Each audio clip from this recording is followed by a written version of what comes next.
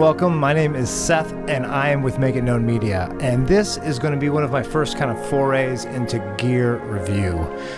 The video, I'm actually just talking about the audio system, which I kind of go through a little bit, but I'm actually doing several other things with this video as well. I'm actually testing out a couple different softwares as well. The first one is a crazy one that I just found out about. It's called Descript, and it is the weirdest thing. It's a video or audio editor, but it works by transcribing your audio or your video text, or your audio or video, and making it just into like what looks like a Word document. And you actually edit the video or the text on the Word document. And it's crazy because you just chop it out and it's gone, which is great. You press one button to get rid of all the ums and the repeats and the filler words, which obviously I'm not doing now because I still am saying my ums. But it also, which this is the nuts part, if you get the Pro, you can actually delete a word and add the correct word in, which is mind-blowing. Now, obviously for video, it looks a little choppy because it's when you're cutting off all the ums, there'll be like the moving the head glitch or whatever else. But it's really nice when you're doing a podcast because that gets rid of a ton of editing really quickly. And you can literally see what you said, and if you said something wrong or kind of misspoke, and edit it right there. And then you can use that same text for either the subtitles on your YouTube channel, or you can use it for even, I think they have these like little graphics that you can then like post onto your Instagram, so you just see the words. There's a lot of amazing applications that I'm just beginning to explore. The second one that I'm using is Logic Pro, which isn't super exciting because I used to use GarageBand all the time, and now that I'm using more of a professional audio interface, I'm actually just going to take the step up and use the professional software. I already had it because it came in a package when I bought Final Cut Pro.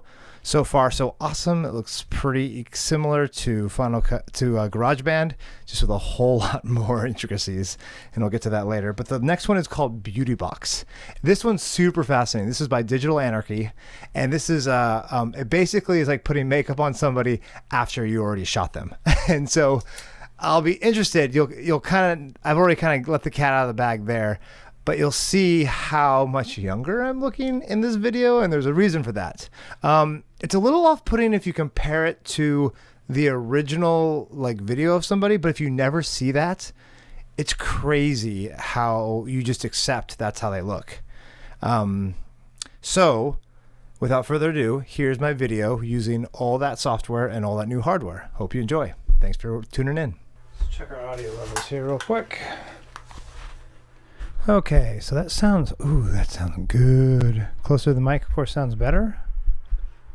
Let's see how we look that close. So I'm standing up, which is crazy, but this is my new system. I just got my A7S III with my lens there. I got some cheap lights all around me. Not so bad. I got this little gray backdrop, but this is my studio setup in my office. I'm going through the Shure SM7b, which is your classic mic that everyone uses from the dawn of time. Going through the SSL2 Plus, which is probably a little overkill. Ooh, let's change this to the 4K setting. Check 1, check 2. So much more intricacies there. I'm going into my MacBook Pro, of course. I got a couple different screens here, but my monitor is just the turnaround screen from the A7S III. And then I'll mix these in post. So this is the first kind of audio test of my home office. It's a little tight right now. Maybe I'll make it a little wider, but like you see where my hand is in the screen, that's literally the edge of my light. And I have a little light here that goes against, it's literally just magnetic. So I just put it on the side. So that's my rim light. And then I got another fill light over there by the window. And I also have natural light, which I'll probably cover that for some settings. But this is it. This is how I'm going to try to create content from my home office. So I'm going to take these off so I don't have to listen to myself, since I think I have a pretty good system right here. So One reason I wanted to do this was just simply because I wanted to see what the ability was of me to create content so I can take some of this gear on the road with me. The reason I have this is so that I can prepare myself for some real world situations in the business. I have one company that's looking to hire me to help video podcast. So I wanted to get a little more test of what that system would look like, not just for the video aspect, because I love my sound capturing capability on wedding days or in other projects, but for actual podcasts, I wanted to see what that world was. And that included the concepts, the products of audio interfaces. And that's a whole nother bag of worms or bag of nails, I'm not sure. But the big thing is, how do you get your vocal sound to step up? Because everything I do in the business, I want to make sure I'm taking it a step higher than what someone could capture at home. While cell phones are getting better and better pictures and better sound, there's still a place for that kind of step above consumer into pro level sound, and then the step above to like the ultimate pro sound. So right now I wanted to step into that, and I decided to go with the industry standards, which were the Shure SM7bs.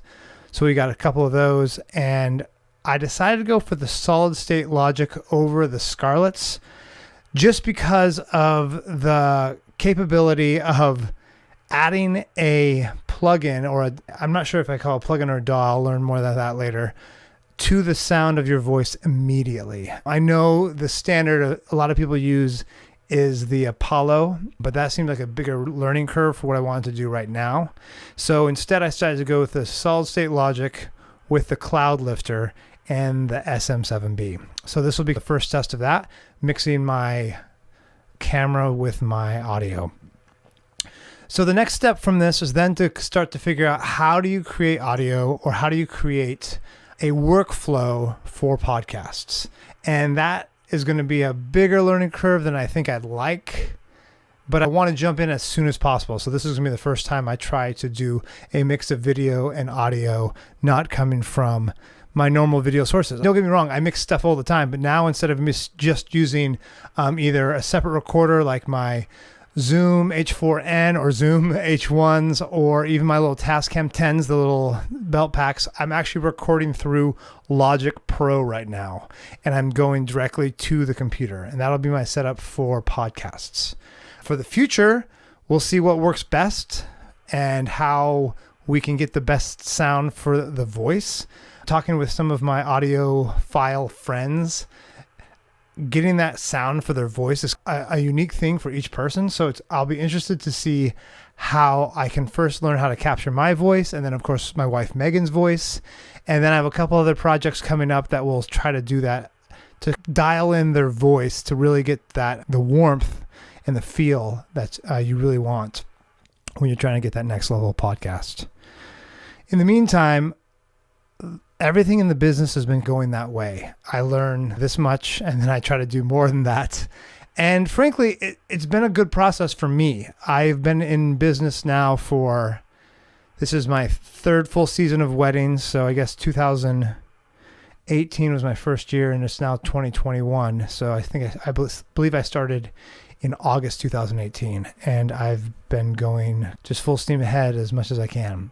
This is the first step to the next step, which is giving myself the ability to record higher end audio for those situations that require it. And also, we'll talk about lights later, but today I just want to talk a little bit about that and how I'm going to try to take this to the next level, and then we'll break down how some of this works later. So thanks for joining me for this journey, and this is the first stage of me creating content from my office, and we'll give you a little office tour soon also.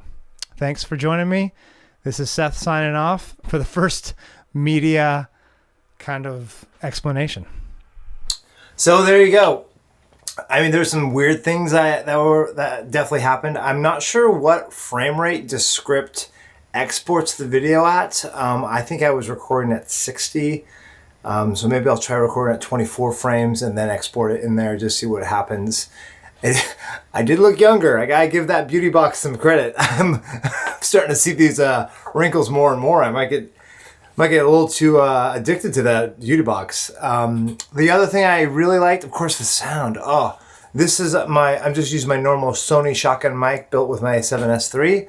But yeah, those microphones are kind of nice. So we'll be doing more gear all the time, and I'll hopefully be telling you guys a little bit what I use and why I use it, because frankly, every time I use something, I'm like, oh, I just wish somebody knew exactly what it was like to film a wedding with this gear, and is this actually useful for this certain situation? So I'm going to go ahead and talk about why I bought certain gear and why I love it and why I kept it. If I don't keep it, it means it didn't work right and I had to figure out a new solution. That's the nice thing about weddings. It's kind of like trial by fire. So guys, thanks for watching. As everybody says on YouTube, please like, please share with your friends, subscribe, hit that bell for the next video, and we'll just start going through all the gear and why I buy it. Thanks for joining me. Bye.